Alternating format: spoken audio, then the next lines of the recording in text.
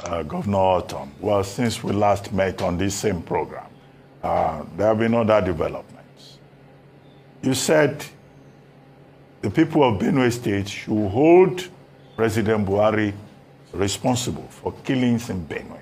There have been killings since you last appeared on this program. And Garuba Shehu, hello, can you hear me? Hello, Governor, can you hear me?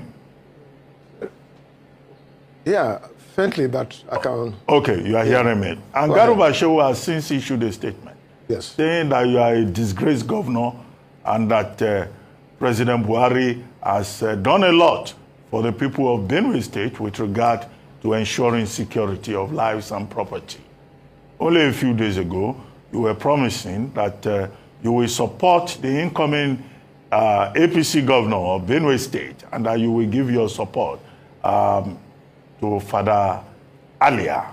That's his name. So, what is your reaction? Are you still blaming President Buhari, who has asked anybody who is aggrieved to forgive him and let Nigeria just move on? And if you people continue to give him problems, he will probably go to, what country is that? Niger. But that's not a problem. The Nigerian constitution allows dual nationality. So are you still holding grudges against President Buhari? Because I saw you attended a CAN event and you were quoting the Bible. John, you quoted John, the chapter of the Bible, John, chapter 4, verse 27. John 3:27. Is it 3:27? Okay, not 4. 3:27. So since 3:27, a man can receive nothing except is given to him from above. Aha! So since you have this Christian mind, have you forgiven President Buhari, or you are still insisting is a problem with Benue State? Well, thank you very much, Dr. Abati and Ayo and the entire Arise family. Thank you for doing a good job. I appreciate all of you for standing for the truth. The Bible says you shall know the truth and the truth will set you free.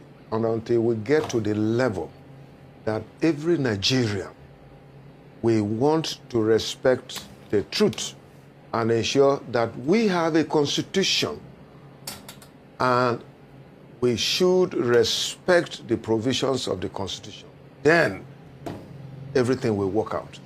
If we don't do it, I'm afraid that things will get out of hand, like what we have witnessed in the past. As a student of the Bible and as a born-again Christian, the Bible says that if I regard iniquity in my heart, the Lord will not hear me. And if my brother sins and he asks for forgiveness, I should be willing to forgive him. Our Lord's Prayer for those of us who are Christians, and I believe that the Muslims too have the same instruction from the Holy Scriptures. Forgive us our trespasses as we forgive those who trespass against us. So there is a condition for God to forgive you. When you don't forgive, it means God too will not forgive you. So for me, as a born-again Christian, I have forgiven President Muhammadu Buhari. He has taken us from top to bottom. But that does not mean we should continue to hold it on him. Thank God the Constitution provides 4 years. After 4 years, you can go in for a second term. After second term, another person will come. So we hope that the incoming administration will provide succor, will provide help, will provide security for our people, will provide economic development, will provide peace for our people. We have suffered for 8 years. So for me, I have forgiven him. He doesn't need to go to Niger. He should stay here with us. And all of us should work with the incoming administration that God will put in place. And by the grace of God, we shall move again from bottom to top.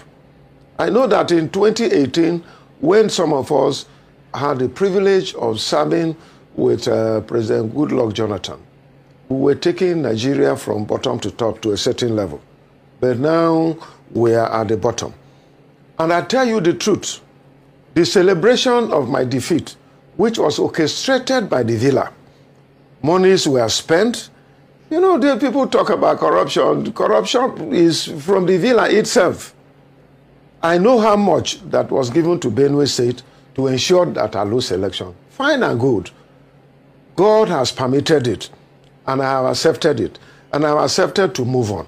And I have accepted that, well, if another person comes, I should support that person. If they need my support, I will always be there. If they don't need it, fine and good, I'll go back to my farm, I'll go back to my business, and I can even be a freelance journalist with even Arise and other media organizations. If they will give me the opportunity, I will do it. But if they don't, I go back to my farm and I'll go back to my business where I retired and resigned from my position of chairman of my business in 2015 when I became minister. But what you heard Garba Shehu said was a clear indication that they thought that I was their way. I wasn't on their way. All that I've been trying to do is to ensure justice, and to ensure fairness, is to ensure equity for all. Not just me. You can imagine in Benue State, we have never had any religious crisis. We have never had any ethnicity crisis in Benue State. Under my leadership, you have not witnessed those kind of things, because I believe in fairness, equity, and justice. I believe in the rule of law. And that was why, instead of being lawless or working with the people to arm them, to begin to kill herdsmen, to begin to commit atrocities, I said, no, let us work within the ambit of the law, which the Constitution provides that the state can enact laws that can provide peace and ensure good governance for the people. That was why we brought the idea of forming community volunteer guards. And in the law, we stated it clearly that the community volunteer guards will work with the Nigerian police under their supervision. The arms we have given to them are licensed by the police and are in the custody of the Nigerian police. And anything that the community volunteer guard does is within the ambit of the law that establishes them. So for me, I tell you, Ruben, I've forgiven President Muhammadu Buhari, and I hope that the incoming administration, which is in few days, will look at these issues passionately, because we as citizens, we don't deserve what we have gotten from the hands of President Muhammadu Buhari. Many sycophants and mediocres can tell him that, yes, we have succeeded. Yes, he has made milestone in certain areas. But in the area of security, in the area of economic development, in the life, this present government under our president have not been able to do well. All right, thank you very much, Governor Ortom. I'd like to just have you expand a bit on the Benue State volunteer guards, especially since you inaugurated them last year, 500 man, and you had said that you'd inaugurated them to complement the efforts of conventional security, operatives. What has been the successes recorded? Because despite the fact that you had said that they were going to help with tackling insecurity in your state, we have seen a spate of attacks by armed herdsmen, even post the inauguration. What has been the limitations? Why hasn't this worked? And what is going to happen to them going forward? Thank you very much. I think that in my assessment and in the assessment of the Benue State Security and Executive Council, the community volunteer guards since inauguration have achieved milestones. One, they were brought from various communities. And so currently it is easy for them to support intelligent gathering so that they provide information to conventional security operations in Benue State, especially the Nigerian police, who are their immediate supervisor. If you ask the police in Benue State, they will tell you the complementary efforts that the community volunteer guards have been helping them.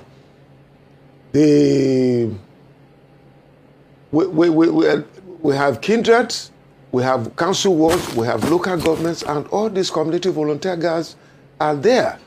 And they work hand in hand under the supervision of the Nigerian police. And you know that the gross deficit in manpower in the Nigerian police have created a challenge in managing security in Nigeria. And so in Benue State, these people are there and they are handy. And there are a couple of reports that they've succeeded in sometimes even arresting bandits, succeeded in arresting armed robbers and kidnappers and other forms of local criminality that goes on in the society. Because they are everywhere within the state, it is difficult for criminals to have their way without these people identifying them. So they have succeeded in doing what should happen.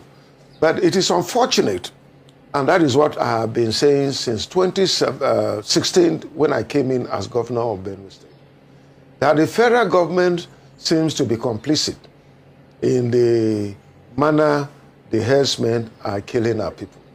I had interfaced with the federal authorities. Mr. President, I sat with him, and I brought these things before him. But his thinking is different from the way I thought that we should be able to handle this matter.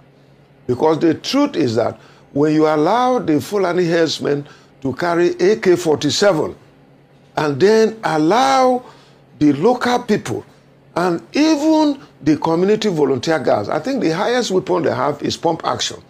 But you know that a 100 community volunteer guard with pump action cannot confront two people from the Fulani herdsmen with AK-47. These are automatic weapons.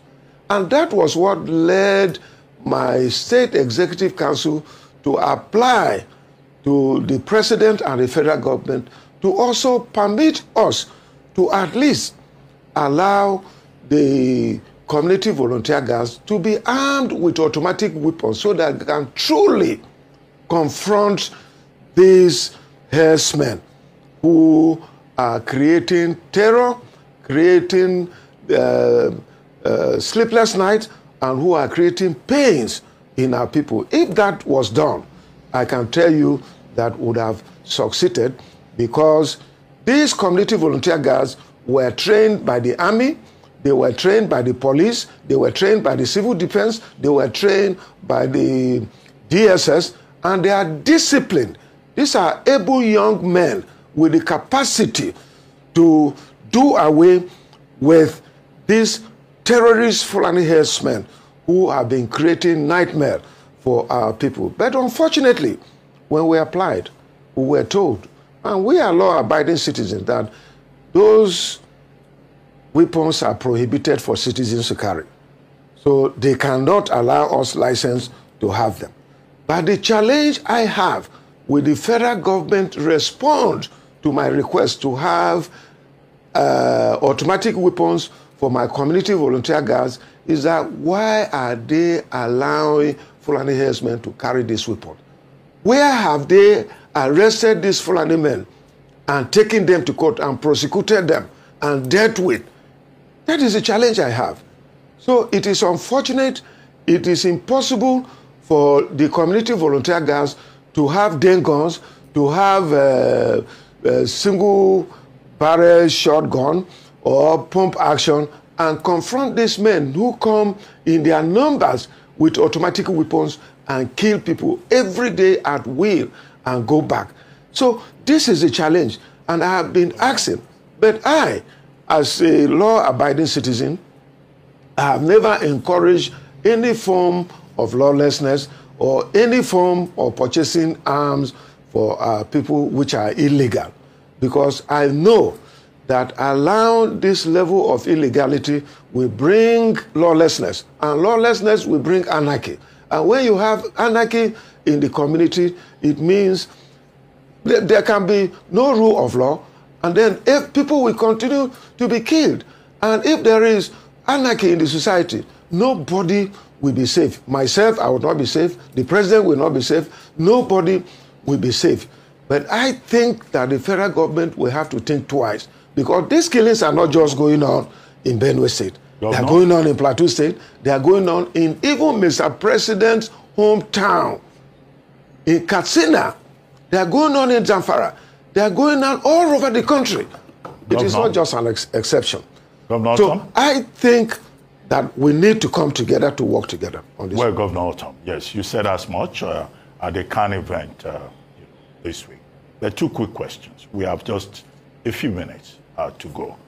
You could just quickly respond to that. I was going to ask you about what is there for you in the future, in the immediate future, with the ease and facility with which you quote Bible passages. You know, one would think maybe the plan is to become a pastor. You already talked about possibility of going to the farm. You talked about, you know, the possibility of being a freelance journalist, which is nice. I mean, with board approval, I would like to have you on This Day Live as a panelist, if you have the time. You know, it's a job offer, which you may consider. But what I want to ask is, what is the deal with the APC government? Because you've been asking for support for Father Aliyah. You know, you were almost sounding like somebody who we are aligned with APC. Are you going to APC? Are you looking for a ministerial appointment like your brother in River State? And then, of course, you know, now that you are supporting Father Aliyah, what changed? You didn't support him initially. So that's why I ask, are you going to the APC? But the freelance journalism thing is a sure banker, if you want it. Well, thank you very much, Ruben. Let me tell you,